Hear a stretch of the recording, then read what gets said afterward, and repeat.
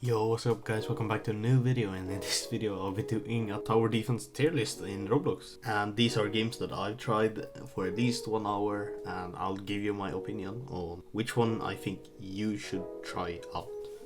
And this is a tier list for newer players if you want to check out a tower defense games but you don't know if they're good and you can't be bothered to actually test them out for a bit. So I'll give you my opinion on them. Even though I do prefer some games over others, I'll be as harsh as I can on every game. Okay, so now I'll go briefly over why they are where they are. The Demon Slayer tower defense, it wasn't good in my opinion, even though I don't like to talk bad about any developers. All these developers are great and better than what I could ever do, so don't take any offense if any of these are lower than what you think. This is my opinion on what games you should play. Anyways, Demon Slayer tower defense, I didn't like it. The UI was kind of bad, the gameplay was kind of bad. I mean, I didn't play it outside of release, but it basically just rode the hype train of Demon Slayer, so I think it's not that great. Everyone in E tier suffers from kind of the same problem, except Evolution tower defense, because Evolution tower defense was just kind of slow. Not only was it slow, but the UI wasn't great as well. Tower Battles and Tower Blitz had the same problem where you couldn't get a new character very fast. Ultimate Tower Defense, you needed to get a good gacha character or else you were screwed, and the characters weren't very interesting even. So yeah. Next up is D tier, Defenders Depot and World Defenders. World Defenders is just a better Evolution Defenders, but it just feels more like a clicker simulator type of game. The aesthetics that kind of way, and the early game is kind of meh. And the only unique part of the game is that you can shoot the enemies yourself, which is really cool.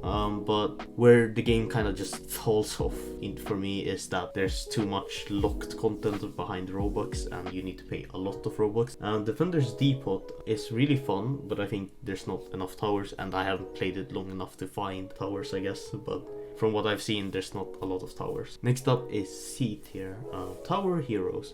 I think the aesthetic's cool, but I think you could definitely do better. It's not the greatest, and getting a character is super hard, so that's why it's on C tier. It's a really fun game though, that's why it's really in the middle. Next up is B tier, SCP Tower Defense, Critical Tower Defense and Arena Tower Defense and Q Tower Defense. They are all great games, and if you do want to play them, I would highly recommend doing it. I just want to remind you that if you do care about how many players that are playing that game, most of these games have pretty low player count. Next up is All-Star Tower Defense and Floodgate. Floodgate is probably the game with the most potential. I haven't seen any cool characters, but that's because it takes so long to get a new character. I really love the unique take on tower defense, and that's why it's in A tier, because it has so much potential to be good. But if you're just starting out, I would probably actually put it in only C tier. It's a really fun and a unique way to play tower defense. It's just gotta take the next step, and it also needs more players. ASTD, which is All-Star Tower Defense. It's a gacha, but it's an easy gacha. All-Star Tower Defense is really fun, but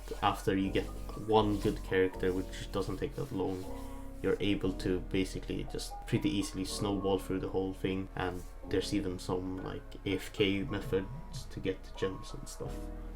Okay, let's get to S tier. The S tier is Pixel Gun Tower Defense Simulator and Anime Adventures Tower Defense Simulator. Pixel Gun has a very unique mechanic, so if you do want to try out a unique play style or gameplay, Pixel Gun is your game. It just took me a while to get some actual gold. Tower Defense Simulator, very good one. It's an OG, it's really good. The only complaints I have: privates are not free, Accelerator and Engineer are very hard to get, very hard, like way too hard to get, and limited characters being too good for their own like usefulness. So it gets pretty boring, and Anime Adventures is just a really good gacha game. It's not perfect, but it's currently the best one, I would say. Anyways, thank you guys so much for watching this video, and I'll see you guys in the next one.